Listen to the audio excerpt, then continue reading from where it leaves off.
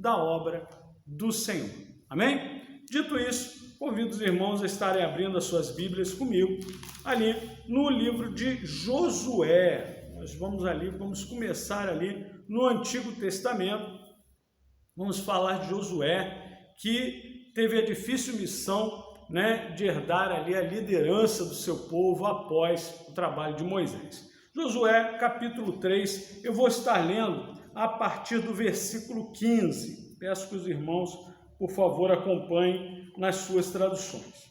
E diz assim: E quando os que levavam a arca chegaram até o Jordão, e os pés dos sacerdotes que levavam a arca se molharam na borda das águas, porque o Jordão transbordava sobre todas as bordas ribanceiras todos os dias da sega. Pararam-se as águas que vinham de cima e levantaram-se no montão, muito longe da cidade de Adã, que está da banda de Zaretã, e eis que desciam ao mar da Campina, que é o mar salgado. Falavam de todos e separaram-se, então passou o povo defronte de Jericó. Porém, os sacerdotes que levavam a arca do concerto do Senhor pararam firmes, em seco, no meio do Jordão, e todo Israel passou em seco, até que todo o povo acabou de passar o Jordão. Amém? Deus amado, Pai querido, Jesus, graças te damos, bom Deus, por mais essa oportunidade, meu Pai, que temos de compartilhar da Tua palavra, de ouvir a Tua voz, Senhor. E eu clamo, Pai, que eu diminua, mas que o Senhor seja gigante no nosso meio. Alcance, Deus, os lares, a vida dos irmãos que ouvem essa mensagem e fale, Senhor, aos nossos corações, no nome de Jesus. Amém e graças a Deus. Esse é um momento muito conhecido e muito importante no ministério do próprio Josué, onde ele se vê diante do Rio Jordão, e ele tem que fazer aquela travessia sob a orientação do Senhor, e logo após era a terra prometida.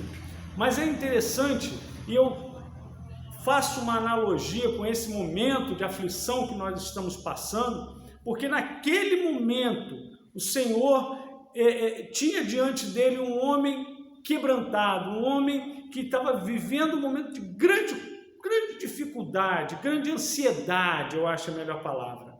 Josué estava sendo posto líder do seu povo após a morte de Moisés, apesar de que Josué cresceu à porta da tenda de Moisés, como diz a palavra, sendo todo o tempo orientado, em todo o tempo sendo realmente orientado dentro da palavra e dos ensinos do Senhor.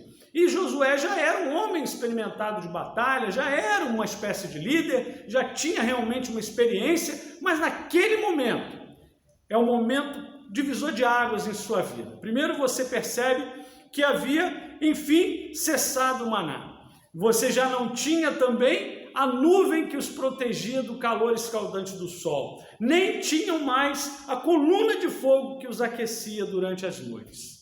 Era um momento único, um momento de grande aflição e de grande insegurança do próprio povo, onde Josué estava ali para liderá-los. E eu coloco isso trazendo para o nosso dia a dia, desse momento de aflição que nós estamos, especialmente está saindo do isolamento, ainda não estamos 100% liberados, vide o espaço limitado nas igrejas, o uso obrigatório da máscara, essa nova rotina do álcool gel nas mãos. Nós estamos em um momento de grande ansiedade, onde o que foi já não se assemelha ao que está sendo e o que haverá de ser nós nem sabemos. Mas algo interessante que eu quero trazer para você, meu irmão, minha irmã, nessa noite.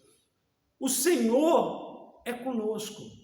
No versículo 7, ainda aqui no capítulo 3 de Josué, você vai entender que o Senhor tinha um propósito em todo esse movimento. No versículo 7 diz assim: E o Senhor disse a Josué: Este dia começarei a engrandecer-te perante os olhos de todo Israel, para que saibam, assim como fui com Moisés, assim serei contigo. A mensagem que eu quero lhe trazer nessa noite é essa. Assim como o Senhor foi com os hebreus, assim como o Senhor foi com os judeus, assim como o Senhor é com a sua igreja, Ele é com a sua vida. Individualmente, cada um de nós, se nós estamos firmados na videira verdadeira, se nós temos os nossos pés na rocha, nós estamos sendo preparados, trabalhados pelo Senhor, e é da vontade de Deus que nós venhamos a entrar nesse novo lugar para a nossa vitória. Mas às vezes a gente esquece, né? E é por isso eu acho muito importante essa própria analogia, onde Josué sim estava diante da terra prometida, né? A vitória já lhe havia sido garantida, mas diante dele havia uma guerra, diante dele haviam inúmeras batalhas. Eu lia hoje, eu gosto sempre de dar uma pesquisada, e vi que já as enciclopédias apontam a figura de Josué como um dos grandes estrategistas da humanidade, um dos maiores estrategistas da humanidade.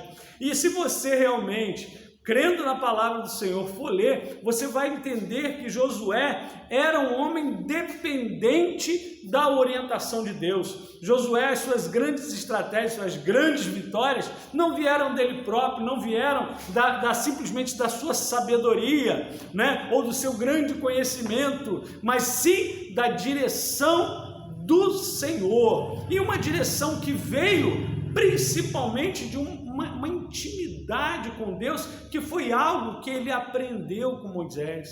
Ele aprendeu da necessidade de termos intimidade com Deus. Você vai ver logo nesse início aqui, como a gente está aqui, logo no início do ministério de Josué, né? A forma como ele falava com Deus, a forma como Deus falava com ele, havia realmente toda uma intimidade, todo um propósito, e Josué deu um testemunho digno e fiel. O trabalho dele foi reconhecido pelo Senhor e Deus lhe garantiu as vitórias.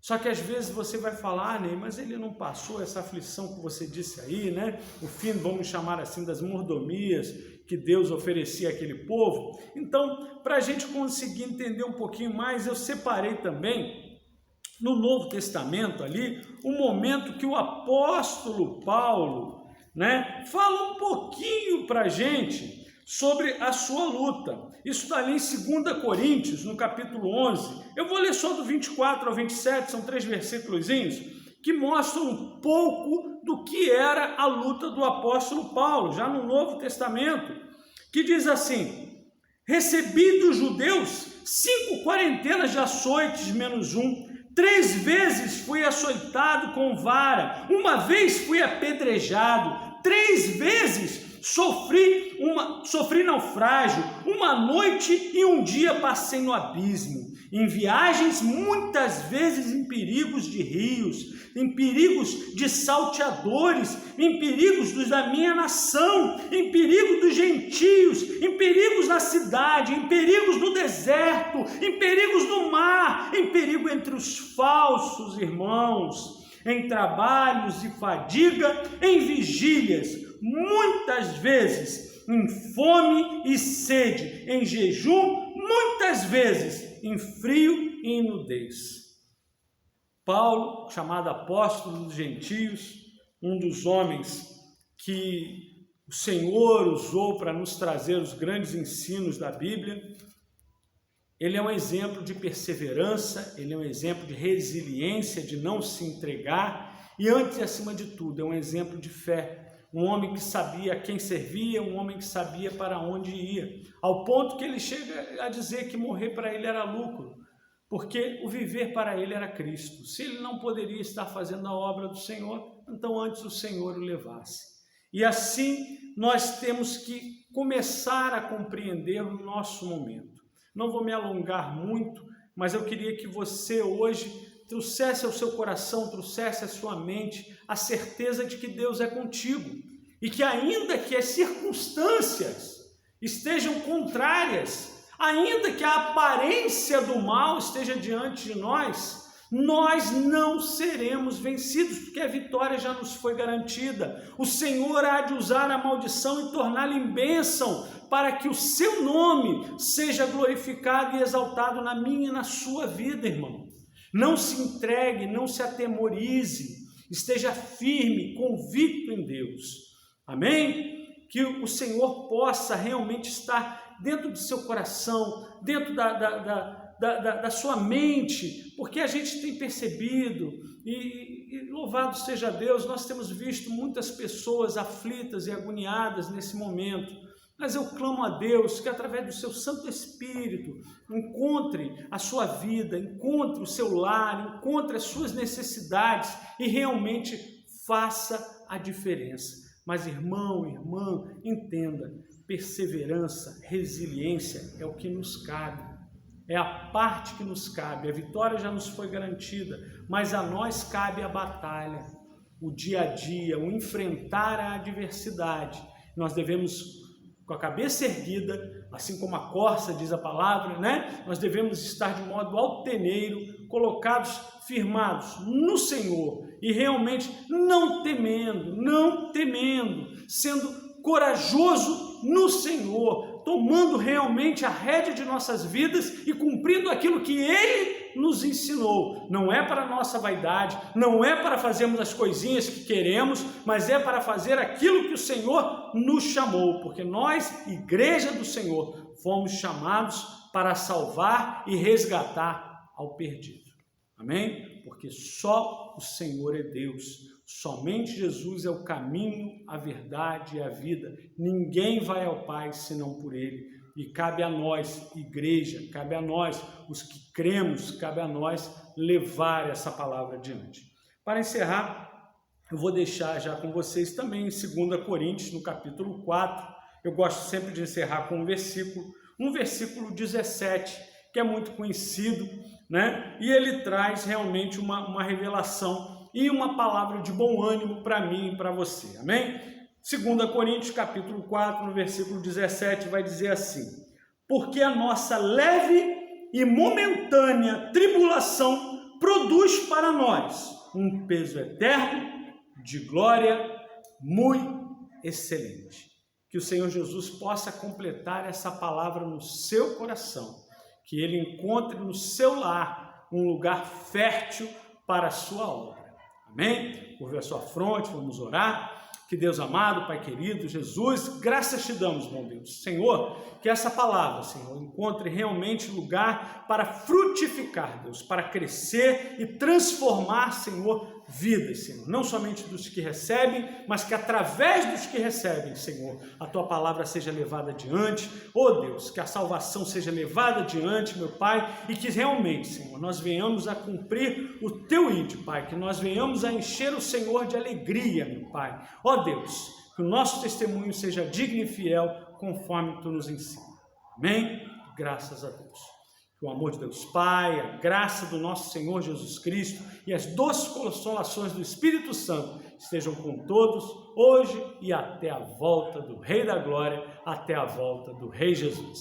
Vão na paz.